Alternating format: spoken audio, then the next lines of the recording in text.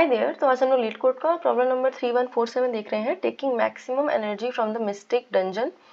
तो हम एक मिस्टिक डंजन में है जहाँ पे एन मजिशियंस एक लाइन में खड़े हुए हैं। ठीक है, बेसिकली एक एरे दी होगी हमें यहाँ पे मजिशियंस की, और ये जो मजिशियंस हैं इनके कुछ एट्रीब्यूट हैं जो कि हमें एनर्जी देते हैं। ठीक है, तो जो एनर्जी है वो नेगेटिव या पॉजिटिव कुछ भी हो सकती है।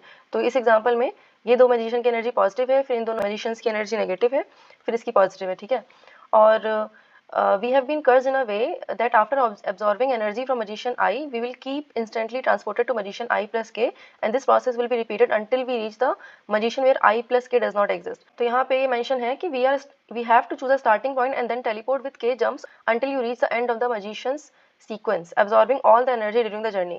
ठीक है, तो हमें करना क्या है, हमें इस एरे में एक पॉइंट चूज करना है, एक मजिशियन चूज करना है जिसको चूज करते ही हम लोग आई प्लस के ट्रांसपोर्ट होते रहें और हमारी जो एनर्जी है वो मैक्सिमाइज होती रहे। एट द एंड हमारे पास मैक्सिमम एनर्जी होनी चाहिए। तो हमें वो पॉइंट जो है वो बहुत ही ऑप्टिमली चूज करना है। ठीक है, क्योंकि उस पॉइंट को चूज करने के बाद we will keep on transporting, फिर रुकना नहीं है वहाँ उसके बाद।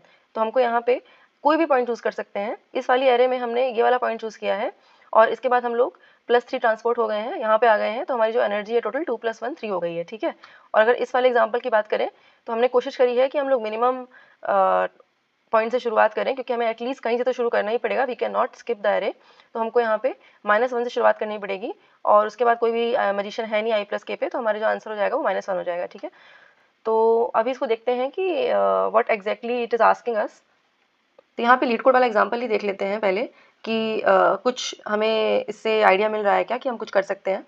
तो जैसे हमने k = 3 लिया हुआ था यहाँ पे, और हम लोग क्या कर रहे हैं, 3 एलिमेंट छोड़ करके अपने एनर्जी को जोड़ रहे हैं। ठीक है, तो अगर हम 5 से शुरुआत कर सकते हैं, 2 से शुरुआत कर सकते हो, -1 से शुरुआत कर सकते हैं। There are 3 possible points to start. ठीक है, और हम लोग इन पॉइंट से शुरुआत कर सकते हैं। एक्चुअली पॉइंट्स तो हमारे पास बहुत सारे हैं स्टार्ट करने के लिए, लेकिन हम लोग इस पॉइंट से शुरुआत कर सकते हैं just to get a clarity कि हमारा आंसर कैसे बिल्डअप हो रहा है। ठीक है, तो अगर हम 5 से स्टार्ट करेंगे तो हमारी ये एरे बनेगी। जैसे 5 आ गया यहाँ पे, फिर यहाँ पे हम लोग चेंज नहीं कर पाएंगे, फिर -5 आएगा तो हम ऐड कर देंगे उसको, और उसके बाद 1 है तो अगेन ये 0 ही रहेगा। ठीक है, और अगर हम इसके लिए बात करें, ये वाली एरे बन रही है हमारी, तो हम लोग 2 से शुरुआत करेंगे, फिर 2 को लेते चलेंगे जब तक हम लोग थर्ड इंडेक्स पे नहीं आ जाते। उसके बाद हम लोग यहाँ पे +1 ऐड कर देंगे। ठीक है, तो इससे हमारा आंसर यहाँ पे 3 आ रहा है। ठीक है, और अगर हम इसकी बात करें थर्ड वाले इसकी इंडेक्स की, तो हम लोग यहाँ पे स्टार्टिंग में तो 2 0 रहेगा, थर्ड से हम लोग को -10 मिल जाएगा, फिर हम लोग उसको ऐड करते चलेंगे। ठीक है, ऐड मतलब कि उसको लेके चलेंगे जब तक हमारा थर्ड इंडेक्स नहीं मिल जाता।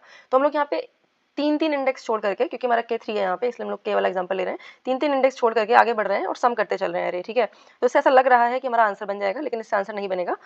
ये हमारी एक प्रीफिक्स सम अप्रोच हो सकती थी कि हम लोग यहाँ पे जितने भी एलिमेंट आ रहे हैं उनमें से मैक्सिमम एलिमेंट उठा लें और हमारा आंसर आ जाए।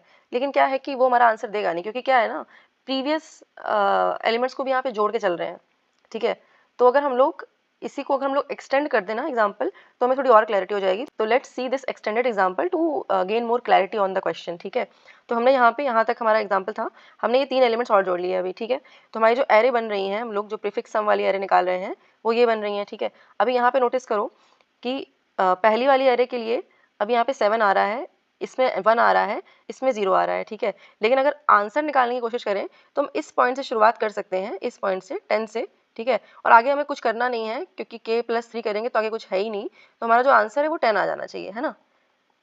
लेकिन यहाँ पे कोई भी एरे हमें 10 आंसर नहीं दे रही है। ठीक है, क्योंकि हम लोगों को जो एरे मिल रही है वो यहाँ पे बीच से कहीं मिल रही है। एक बार हमने पॉइंट ढूंढ लिया, उसके बाद हमें एंड तक जाना ही जाना है, ये तो हमारा श्योर है। ठीक है, तो हमें कुछ तो ऐसा करना पड़ेगा कि अगर हम पीछे से शुरुआत करें, यहाँ पे पोस्ट फिक्स सम लेने की कोशिश करें, है ना। तो अगर हम लास्ट एलिमेंट से स्टार्ट करें, ठीक है, और k पॉइंट्स के बाद पोस्ट फिक्स सम लें अगर, तो ये हमारे पॉसिबल आंसर्स बन सकते हैं। क्योंकि क्या है ना, हम कहीं पे भी शुरुआत कर रहे हैं तो हमें एंड तक जाना ही जाना है। तो अगर हम यहाँ वाले एलिमेंट से शुरुआत करेंगे ना, तो हम इसको लेके चल रहे हैं, है ना, अपने इस एलिमेंट के लिए, इस एलिमेंट के लिए, जो भी आगे एलिमेंट्स मिल रहे हैं हमें। तो इससे हमारा एक चीज़ सॉल्व हो जा रही है इजीली, कि हम लोग जो एट द एंड पहुँचना है एरे के, तो हम एंड से ही शुरुआत कर लेते हैं। ठीक है, एंड से ही शुरुआत कर लेते हैं और हम देखते चलते हैं कि और कोई पॉसिबिलिटी है क्या, पहले कुछ मिल रही है क्या पॉसिबिलिटी, पहले कोई पॉसिबिलिटी मिल रही है क्या। तो ऐसे करके हम लोग, अगर हम लोग पोस्ट सम निकालेंगे, रिवर्स सम निकालेंगे, then there is a possibility to gain our answer in between. तो हम लोगों को ये k टाइम्स करना पड़ेगा काम। तो हम लोग हर एक इंडेक्स से, यहाँ पे 0 से k इंडेक्स तक चलेंगे। ठीक है, और हर एक इंडेक्स के लिए +k पे देखते चलेंगे कि हमारा आंसर जो है मैक्सिमाइज हो रहा है क्या। तो अगर हम इस वाले एग्जाम्पल की बात करें, -2 लेके चल रहे हैं हम लोग, तो स्टार्टिंग में -2 था, फिर यहाँ पे -1 हो गया आंसर, उसके बाद यहाँ 1 हो गया, उसके बाद यहाँ पे 1 ही रहेगा। तो हमारा जो आंसर है 3 तरीके से 3 जगह पे हमें आंसर पॉसिबिलिटी है मिलने की, एक तो -2 पे, एक -1 पे, एक 1 पे, तो मैक्सिमम हमारा आंसर यहाँ पे 1 निकल के आ रहा है, ठीक है।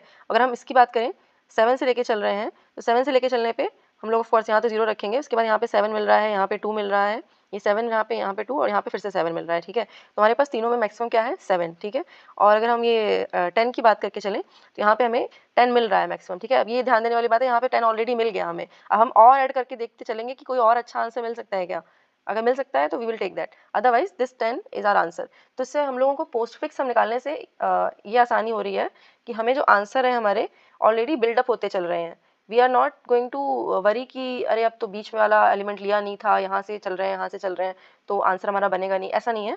हम लोग अगर लास्ट एलिमेंट पे हैं तो हमको पता है कि या तो ये आंसर हो सकता है या तो इसमें से प्लस के वाला आंसर हो सकता है, और यहाँ पे के पॉसिबिलिटीज़ हैं, इसलिए हम लोगों के स्टार्टिंग पॉइंट्स जो होंगे वो के होंगे, ठीक है। और जो टाइम कॉम्प्लेक्सिटी होगी इसकी वो भी ऑर्डर ऑफ एन ही आएगी, क्योंकि इवेंचुअली हम लोग सिर्फ इन्हीं एलिमेंट्स को ट्रेवर्स कर रहे हैं।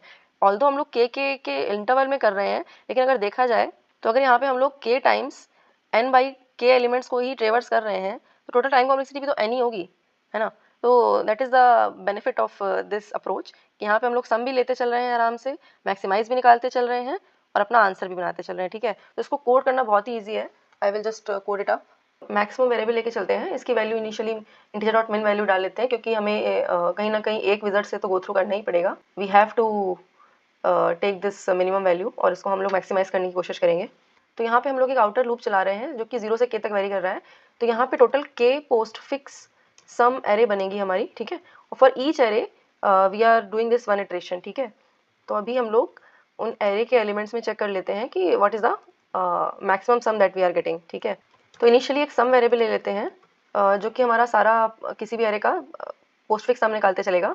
सम में हम लोग उस विज़र्ड की एनर्जी ऐड कर देंगे। तो यहाँ पे जो भी विज़र्ड हम लोग ट्रेवर्स कर रहे हैं, यहाँ पे हम लोग j माइनस आई विज़र्ड पे हैं, क्योंकि हम लोग यहाँ पे अगर हम लोग i इक्वल्स टू 0 है तो हमारा विज़र्ड j है, अगर i इक्वल्स टू 1 है तो हम लोग j माइनस 1 से ट्रैवल कर रहे हैं विज़र्ड्स के लिए, और i इक्वल्स टू 2 है तो j माइनस 2 से हम लोग देख रहे हैं विज़र्ड्स को, और इसीलिए हमारा j minus a should also be greater than equals to 0। ये कंडीशन भी हमारी ट्रू होना जरूरी है, क्योंकि ऐसा पॉसिबल है कि j is still greater than 0 but j minus i जो है वो हमारा वैलिड नहीं है, और इसलिए हम लोग लूप के बाहर जा सकते हैं, हाँ। और यहाँ पे जो मैक्स वैल्यू है उसको हम लोग अपडेट करते चलेंगे। तो दिस विल बी जो अभी तक हमारा करंट सम निकाला है वो, और अभी तक का जो मैक्स वेरिएबल है वो। तो this is going to give us the answer, क्योंकि हम लोग यहाँ पे पोस्ट फिक्स मैनर में लेके चल रहे हैं आंसर को।